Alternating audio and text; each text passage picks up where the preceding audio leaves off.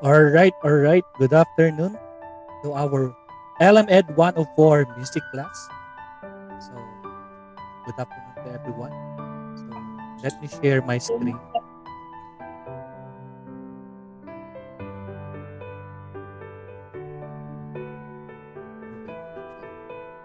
Everyone, screen. There you go. Guys, can you see the screen of our LMED 104 sa canvas? Yes, sir. Okay. So, let's go through. Let's go with your intended learning outcome. At the end, At the end of the lesson, the students should be able to do the following.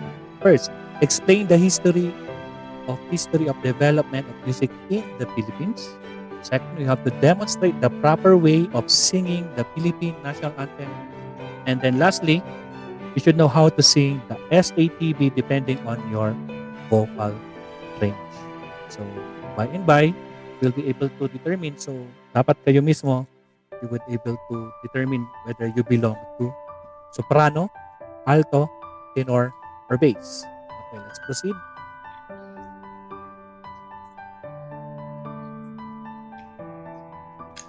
Okay, for your first one, with your prior knowledge, you have here, what is music? Write your answers in 1 to 3 sentences. Okay, it's up to you. Ilagay nyo lang dyan and then you comment your answers. So, let's proceed. Very basic question. What is music for you? Okay, let's go with the acquired knowledge, which is your history. Basic history lang tayo. So, let's proceed.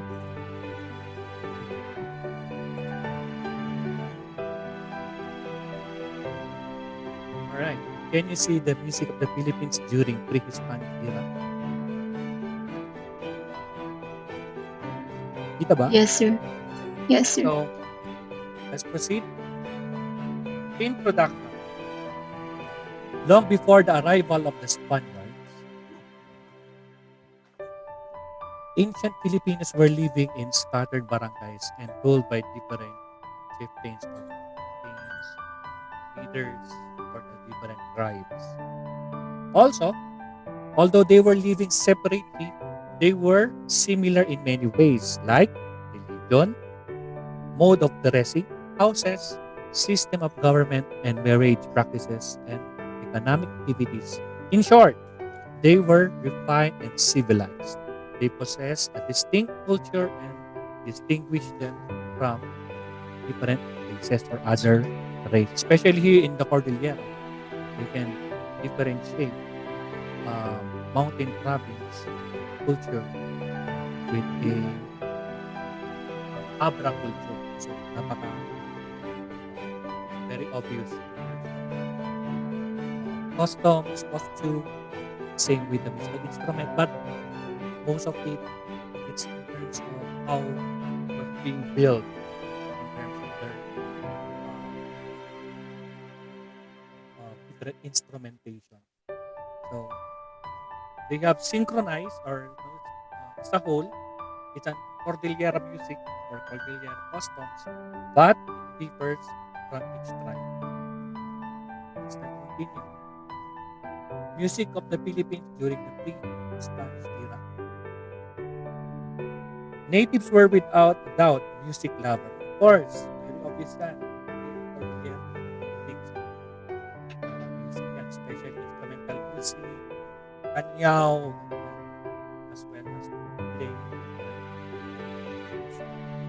pati western, especially adapt natin how to listen to western music. So each community had their own set of instrument. So iba yung set of instrument ng Kalinga, Abra, as well as Manawi, Ugao.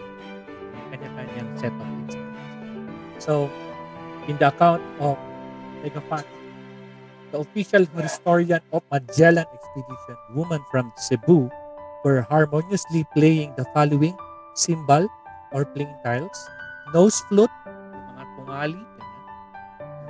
Especially you will use your nose in terms of playing. Doon lalabas yung air.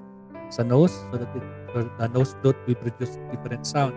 And then you have here mouth or bamboo flute. Bamboo flute. Happy the brass gong or gangsa, yung very common, yung gangsa na ginagamit ng Cordilleran. And then you have the flute bansik, long drum kulibaw, or sometimes it's Cordilleran, it's sudibaw, and the bamboo harp or kubing, blowing bamboo harp, kubing. And then we have here water whistle o paiyak, guitar or bugtot, xylophone or agong, drum or tubo. So those are the different terms used during that time. Sometimes we use it.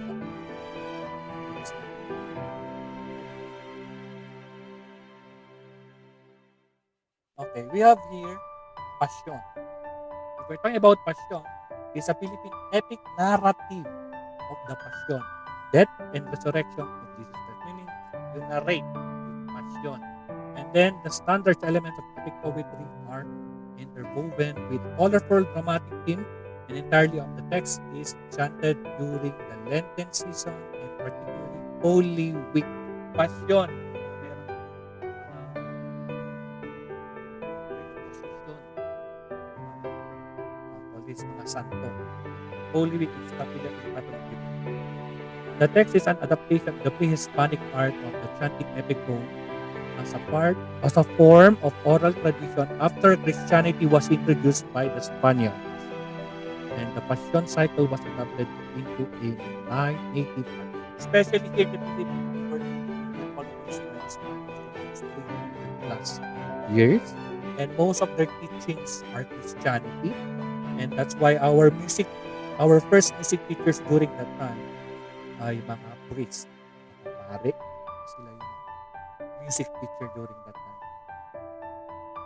Ano yung nasabi ko sa inyo? The indigenous form of the Passion was the first written down by Gaspar Aquino de Belen.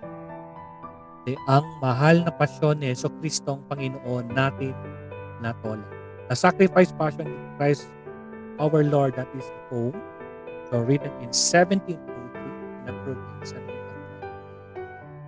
We're talking about Passion, it's a narrative, story, certain events, especially church events. Next, we have TAGULAYLAY or BICOLANO folk song. We talk about folk song. These are the custom folk song of a certain place or tribe. Like, yeah, it's a mix of folk song. Ay, Salidumay, Odemdem, and like in Ilocano, we have Biday. Those are different folk songs. Places and regions. So, one is TAGULAYLAY. So, TAGULAYLAY is originated from the word Tagoy, which means lament and alalay, which means sustain its grieving over such tragedy.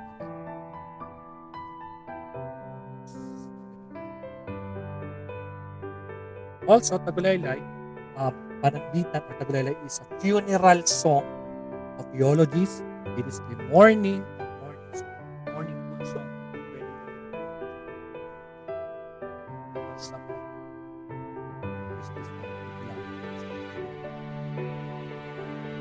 Next, we also have kumintang. In dancing,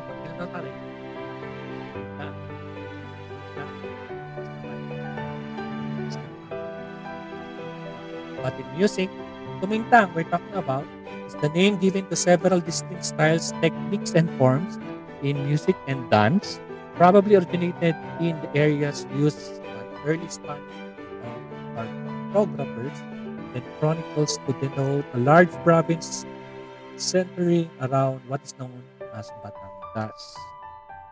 So if we're talking about Kumintang also, it's an early 19th century traveler's account often mentioned Kumintang as the Tagalog chant national, describing them as a dance song performed by pairs of men and women with text concerning love and courtship. All the accounts mention a glass of coconut wine passed from hand to hand to the dancers as they sing. imagine with a coconut sa kaw niya. But technically speaking, you're going to use kumintang. May mga folk dance na tayo. Especially sa PE2, during the old curriculum, it's a dancing. You will be dancing. Folk songs, folk dances, modern dances. In the 20th century, Francisca Reyes, one of the famous folk song composer of different dances. Siya yung nag-notate. There is a book na nabibili na gawa ni Francisca Reyes Aquino. Nandun lahat ng mga folk dances. So, pag wala kayong music, just go to a musician or pianist. Parang yun lang yung yun yung pyesa, the musical score, and the pianist will play, and that is the music that will be played with certain dancing or folk dancing. So, Francisca Reyes dubbed a kumintang a circular hand and wrist. Circular hand wrist movement also known as kumintang. Among present-day aficionados of the musical dance events called kumintang in Pangbangugan and around the city of Batangas. So, in short, style in Brixton and sharing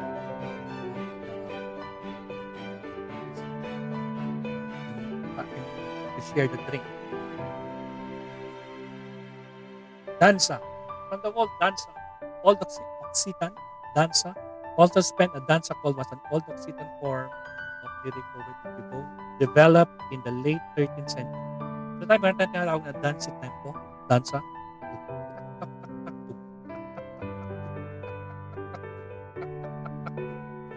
Yun ang pag sinabi mong dansa, that's the timing of the dansa tempo. Okay? It is related to the English term dance and was often accompanied by dancing, a closely related form, balada and balaresque. Then had a more complex structure and is related to ballet drum and related to the ballad. Both terms derive from Occitan words to dance.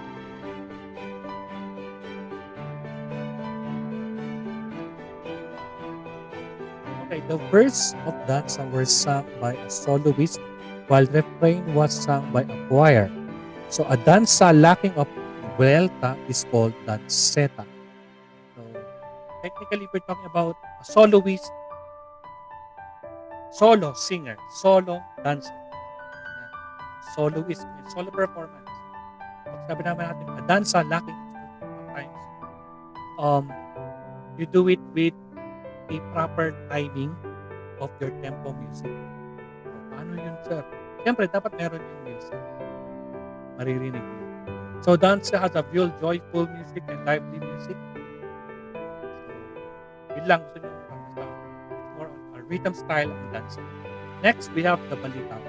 The VISAYAN song. BALITAW, known as, is a song tradition associated with the Visayas region in the same way the kundiman and kumintang are associated with ancient Tagalog music. So, pag sabing BALITAW, the BALITAW is usually written in 3/4 time. So, ang pagbasa dyan, guys, is 3/4 time. Okay? So, I'm correcting it now. Hindi siya 3/4. Kasi pag 3/4 may TH. Or so 3/4 time. It is also a dance though. Although it originally was something that was merely sung. This folk here has a more developed form called the BALITAW Romansat. Sabing 3/4 time, guys.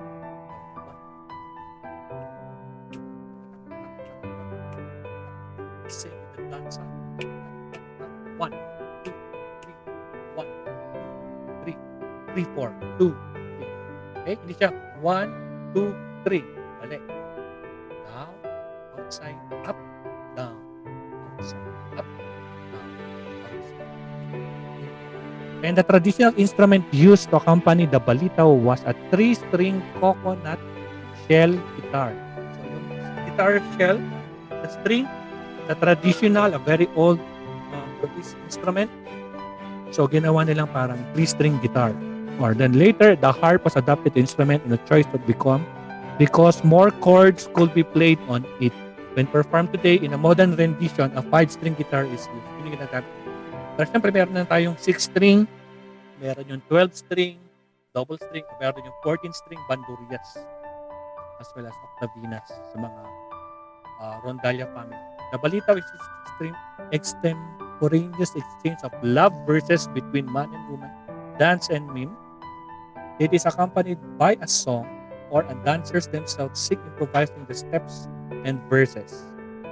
It may last for hours, ending with the woman accepting or rejecting the man's suit. The balitaw is found mainly in Tagalog and Visayan. Alright, next we have here characteristic of pre-Spanish era. So what are the following characteristics?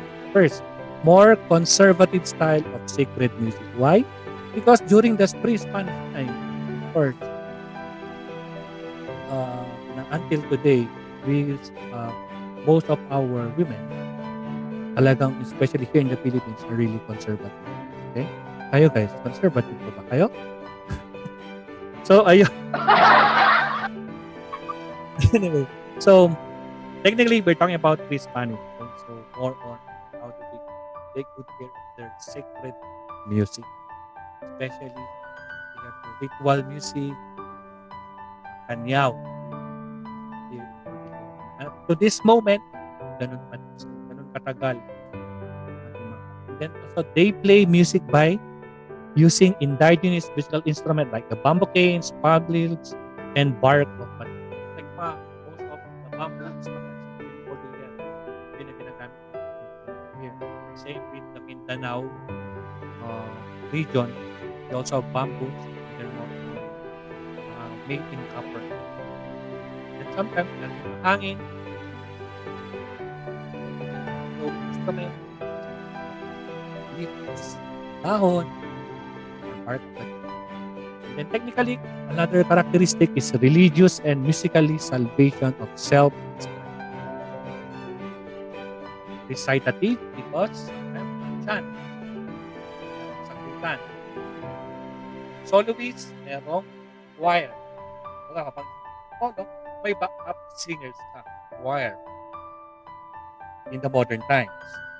Next, we also have here most simple 2 notes music was composed of few. So basic lang tayo, basic musical notes. Unlike today, halo-halo na. Especially if you're going to take different contemporary music or yung mga new age music, talagang it's complicated. Lalo na pumasok ang jazz. So, that's it. That goes with a simple basic history. Let's go. Unless you have questions, please give me may question kayo, please raise your hand. May tanong kayo. And then, after that, we go with so that's the topic. Yan yung makikita. Pwede nyo rin i-download to guys. So, we just click this one, download. Then let's proceed. We have here the Philippine National Anthem. So, I hope marinig nyo. I hope. Pakinggan mo na natin. Bayang maghihiliw, sa sinaman ay alam ng puso, sa titig mo'y buhay. Lupang hinirang, tuyang ka ng Philippine Madrigal Singers with the SATB Soprano Alto Tenor parts. simulat sa langit ng mata, may nilagang tulaw at awit sa paglayang minamahal. Ang isang ng watawat mo'y tagumpay na nagdidinig, ang bituin at araw niyang kailan pa may di magdidinig. Lupa ng araw na natin pagsinta, mo'y langit sa piling mo. Ang biligaya ng pagpay na lapit, ang mamatay ng lahit sa'yo. As you can see, ilang minute yun? 1 minute and 10 seconds. Okay?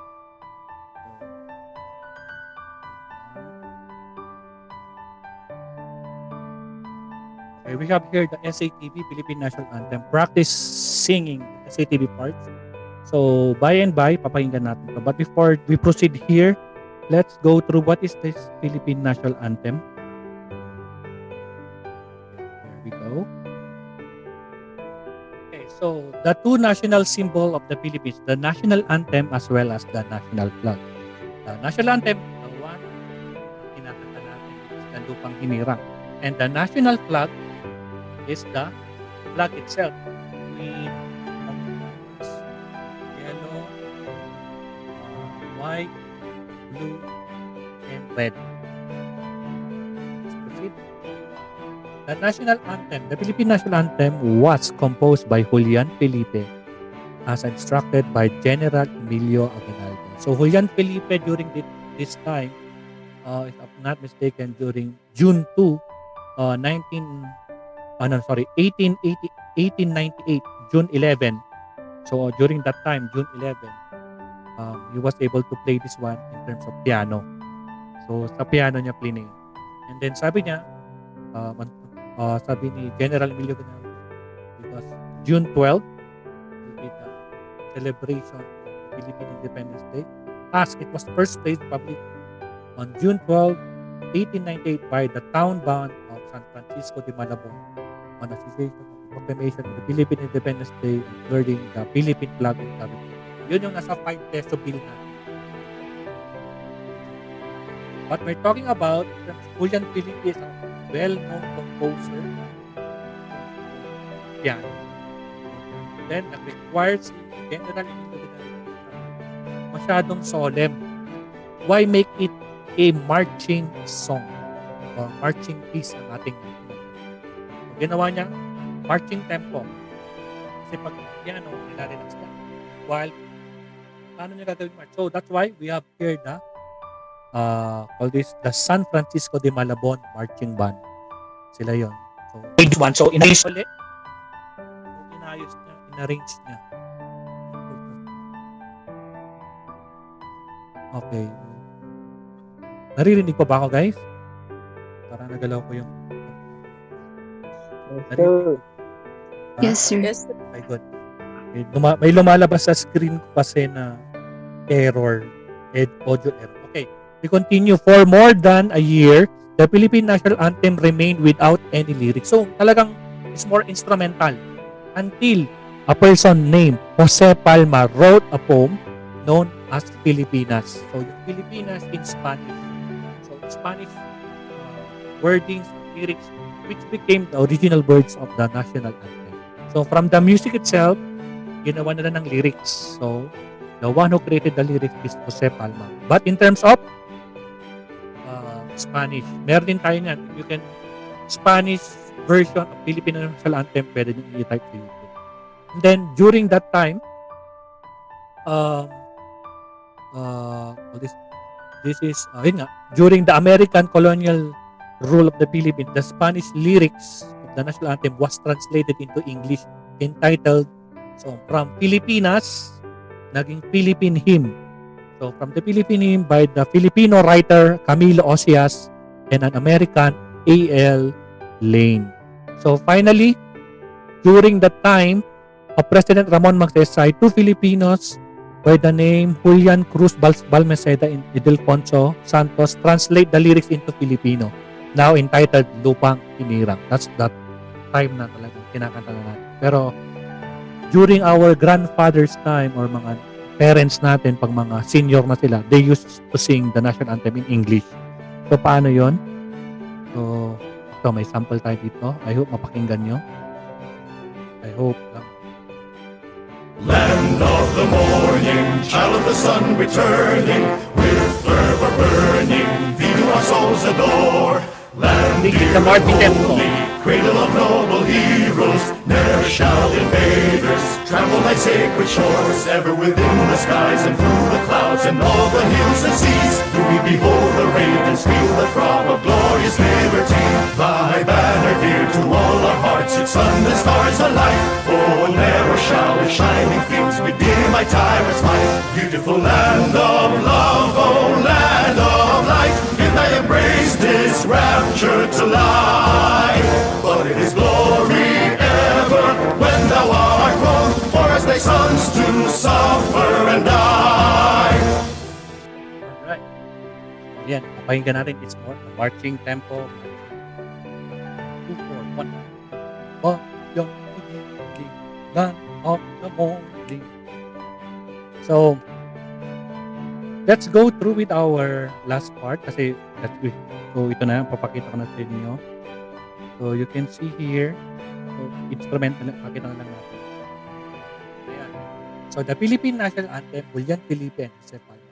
So, I'm not sure kung mapapakinggan nyo dito. So, I hope it will. Ayun. Naririnig nyo? Can you hear it? Hindi Wala po, po. sir. Ayun. Kaya walang sound. Sorry, naalala ko kanina. Anyway, so this is, okay, stop ko muna to Hindi rin nyo naman naririnig. So we have here the actual notations. So ano yung pinag-play nyo? It's a finale application that can play musical notes. Soprano part, alto part, tenor part, bass part. So, punta na lang tayo dito sa part. Parinig ko sa inyo yung outside Philippine Anthem. So, I hope it will be. Yan.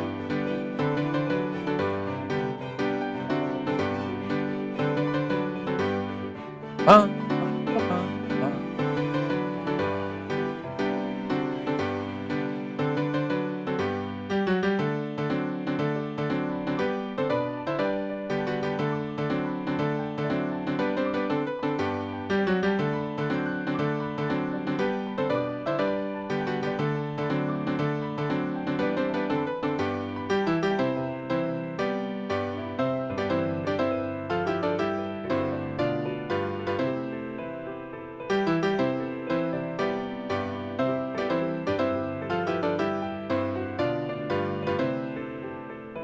So that is only 47 seconds or less than or 50 seconds.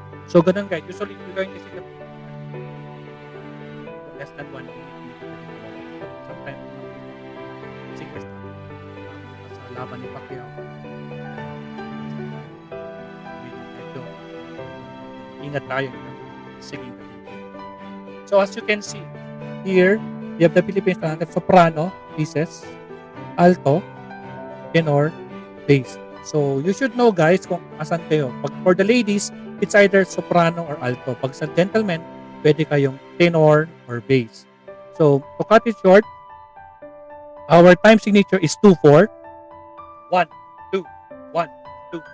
Bayang magiliw, kailan ang sinanganan.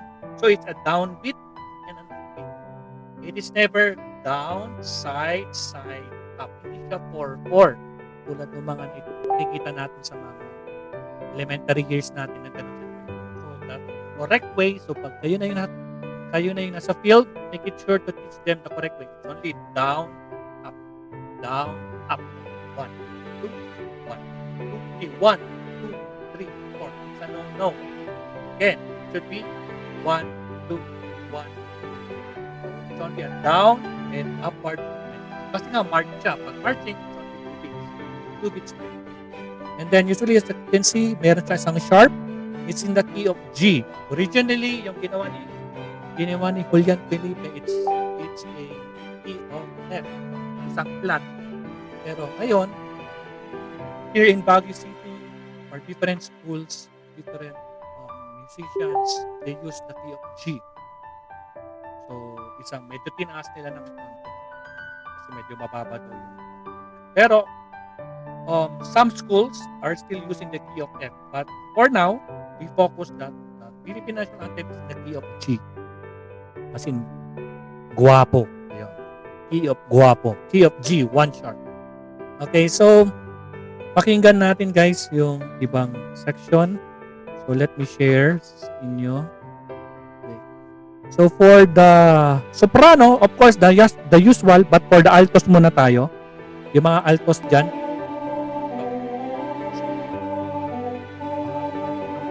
So, sa dilim mo'y buhay, lupang inilang, duyan ka ng magiging sa di ka pa sisigutan. Langit mo buhay, may dilag ka, sa paglayang minamahal, ang ikat ng watawat, nagumpay na nagtinig, kabutuin ng araw na may di magdidilim, buhay ay langit sa piling mo. Aming ligaya nga pa may maaari ang mamatay na dahil sa'yo. So, yan naman yung sa alto. Pagdating naman sa bass, ay bela ng sinangan, alap ng puso sa dilim. Lupang ilang, duyan ka ng magiging taman ko. Di ka pa sisi sa dagat at ilog sa simoy at sa lalo. Ay dinagam ko na matawad sa paglayang inamakaw.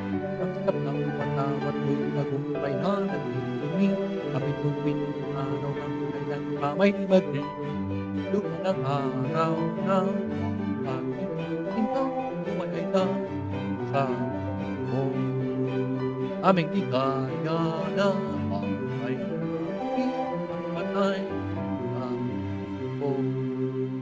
while if you're listening to a tenor,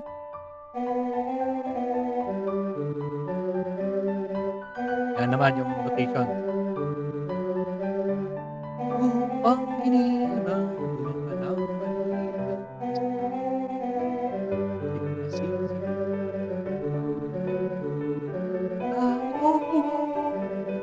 Nakatawad sa paglayang minamahal, ang kitap ng watawat mo'y tagumpay na nagnilig. Yan pa may di magdidiling.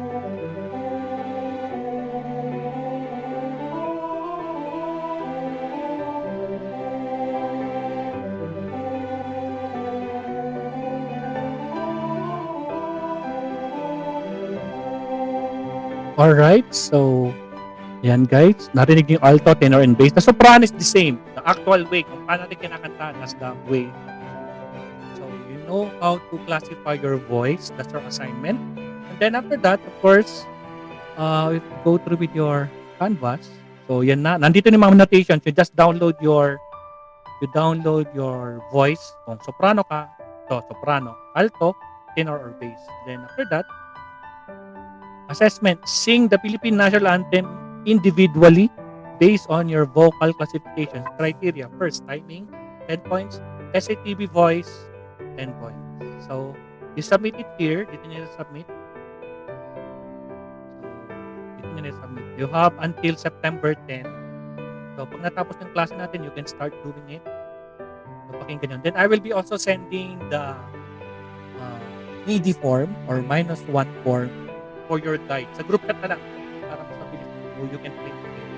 So, you can choose whether you are soprano, alto, tenor. So, that's end our class for today. So, I hope you learned something for our basic history of music in terms of the Philippine time. So, I hope you learned something. So, thank you very much, everyone. At unless may mga question kayo because we only have hard to breathe, but that's alright.